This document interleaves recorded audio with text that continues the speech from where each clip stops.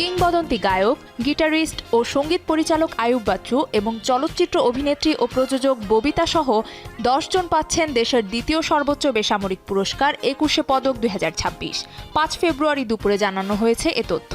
এর আগে গত বছরের জুলাইয়ের শেষ দিকে ২১শে পদক ২০২৬-এর জন্য মনোনয়ন আহ্বান করে সরকার। একই বছরের ৩০ অক্টোবরের মধ্যে মনোনয়ন জমা দেওয়ার আহ্বান জানানো হয়। গত বছরের ২৯ জুলাই তথ্য অধিদপ্তর এক তথ্য বিবরণীতে জানায়, সংস্কৃতি মন্ত্রণালয়ের অধীন দপ্তর ও সংস্থা সব মন্ত্রণালয় ও বিভাগে ২১শে ও স্বাধীনতা পদকে ভূষিত ব্যক্তিদের কাছ থেকে মনোনয়ন প্রস্তাব পাঠাতে অনুরোধ জানানো হয়েছে। প্রতিষ্ঠান হিসেবে এবার ২১শে পদক পেতে যাচ্ছে দেশের তুমুল জনপ্রিয় রক ব্যান্ড দল ওয়ারফেজ। যমুনা টেলিভিশনকে বিষয়টি নিশ্চিত করেছেন ব্যান্ডের দলনেতা শেখ মনিরুল আলম টিপু।